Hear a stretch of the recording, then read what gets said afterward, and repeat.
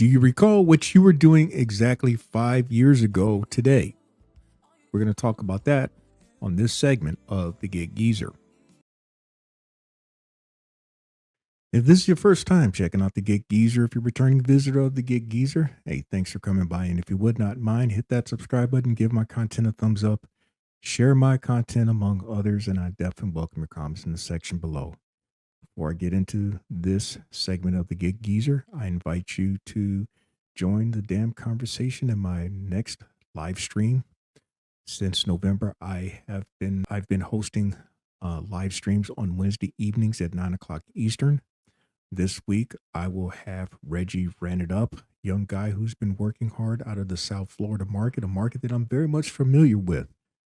And so I invite you again to join the jam conversation this Wednesday, March 19, 2025 at 9 o'clock Eastern. So this segment of the Gig Geezer is about, well, do you remember what you were doing exactly this time 5 years ago?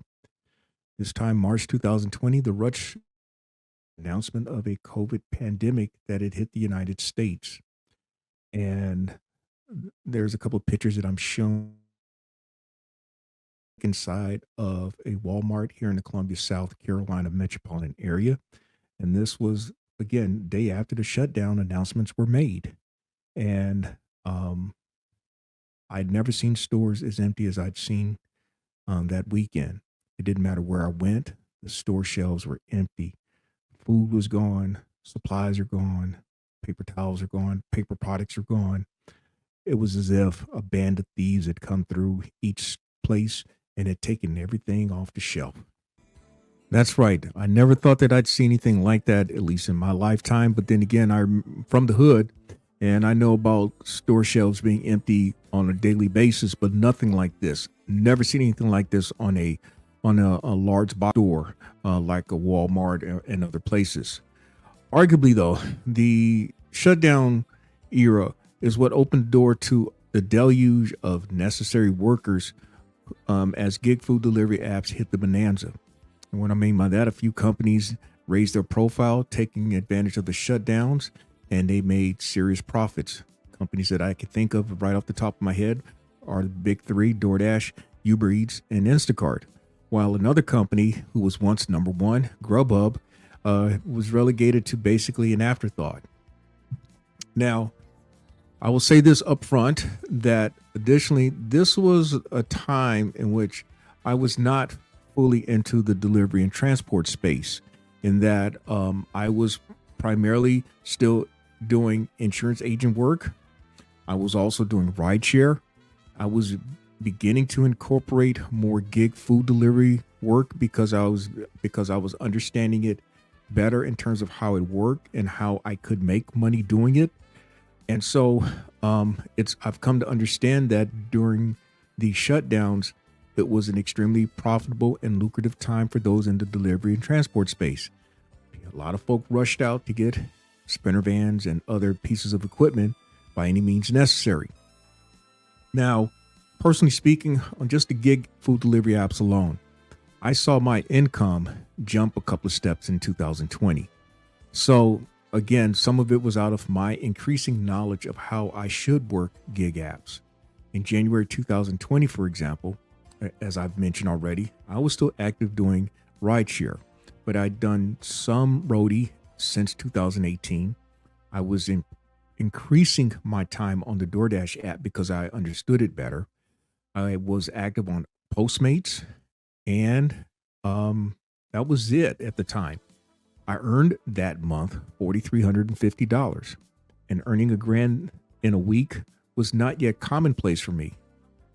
In February of 2020, DoorDash became my main gig app in terms of volume and opportunities. I earned just shy of $3,000 that month on just DoorDash alone, earning about $2,975. Roadie was my next earner at $1,185, and I finished the month earning over $5,400. And to me, that was a big fucking deal, because the next milestone was maybe hitting $6,000 in a month. Then the shutdowns occurred, this time exactly 5 years ago. And I just happened to have added GrubHub and Instacart during March 2020. The reason why I added GrubHub was because I saw certain folk using their red bags with GH on them. And I figured that they had to be making money. So I figured that I needed to try to get onto the app, which I was able to be onboarded. I'd heard about Instacart. And so I pursued getting on to Instacart. In fact, I was onboarded on Instacart in a matter of 2 hours. And I was out that same day doing my first Instacart orders. Now, on DoorDash in March 2020, I earned just south of $3,500 that month on that app alone. And I finished the month exactly at $5,278. What was more important to me that month was that I earned $1,000 each week that month. So I thought then I was truly onto something. Now, this is just my observation and my observation only. For a lot of folks who entered the gig app space during that era, some did it out of necessity because they were out of a W-2. And then there was this enlightenment that occurred while they were out there doing these gig app orders, the gig food delivery app orders. They weren't having to answer up to any supervisor. They were probably making more money than what they were doing on the W-2. And they had this autonomy. They had this autonomy to start anytime they wanted, to end anytime they want. And they were making good money and not having to put out a lot of work. There was not a lot of physical effort involved.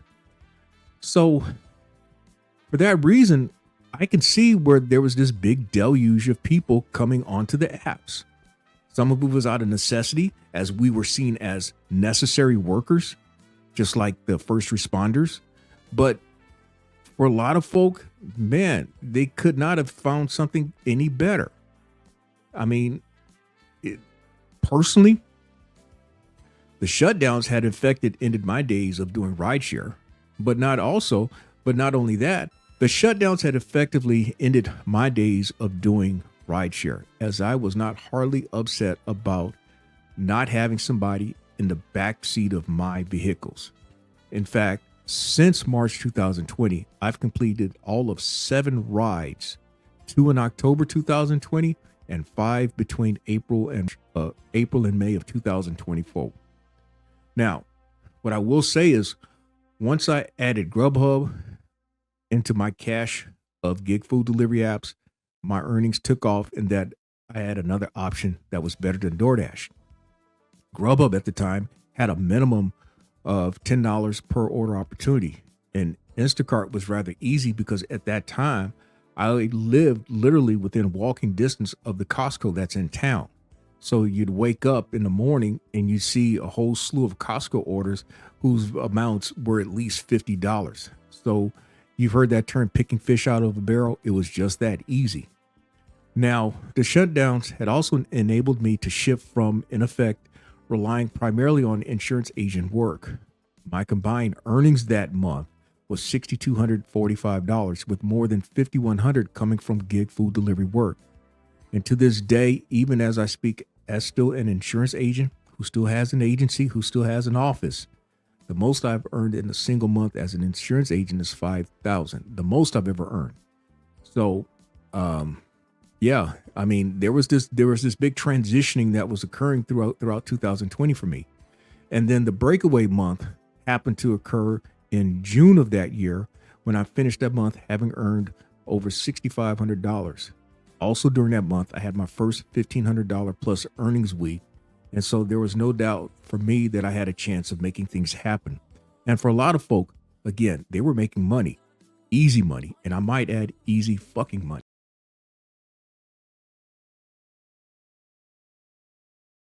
When you think back to 5 years ago, I can say this with a lot of qualification. There are a lot of people who got into that space, and then a lot of people who have left.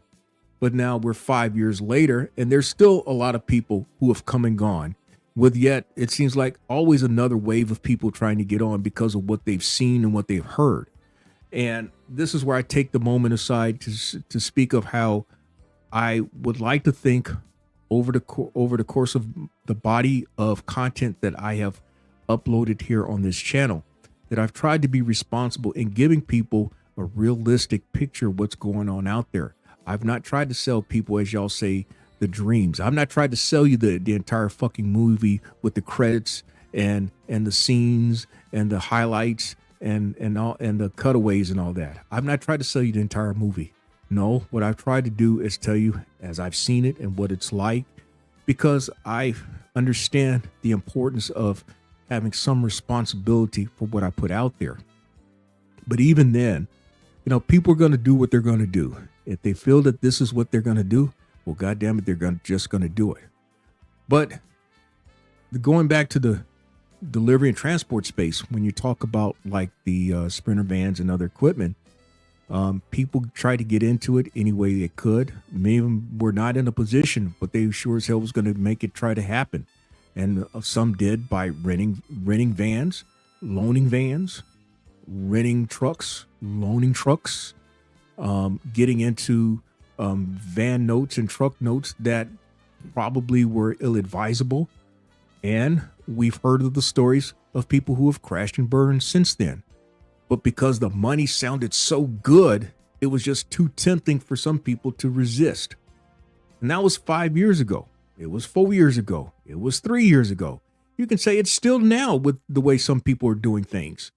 The big talk is about how certain content creators are admitting or posing the question: was I the problem?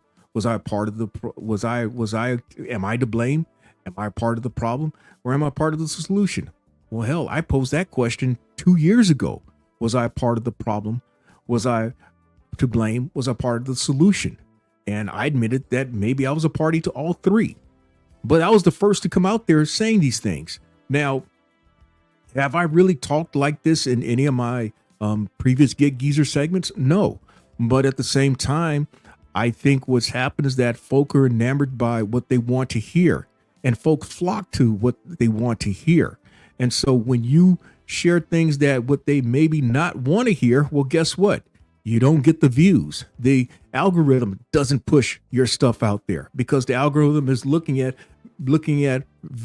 viewers' behavior, viewers' patterns, and then they suggest certain content. So I get it. I understand. This video may get 200 views over the course of 5 or 6 days, over the course of a week, for all I know. I mean, I've got videos that I thought were really good, and all I've got is a few hundred views.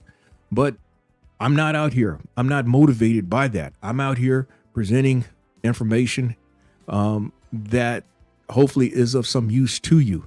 So what I wanted to do in this segment to Get Geezer was just to take you briefly back down memory lane. If you recall what you were doing this time exactly 5 years ago, I shared with you what I was doing. I was out there among the essential workers. Some would say risking my life, going out there with what was going on.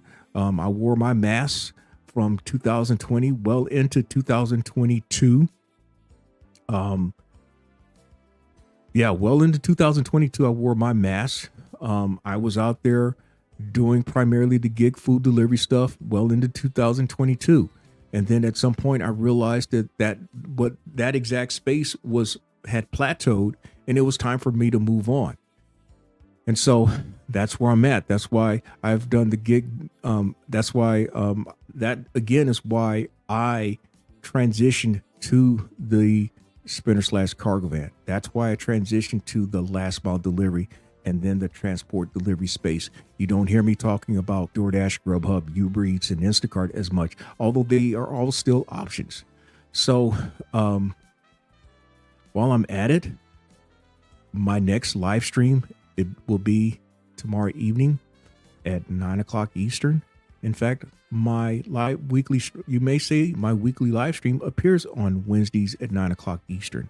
And this week's damn conversation is going to be with Reggie Ran It Up.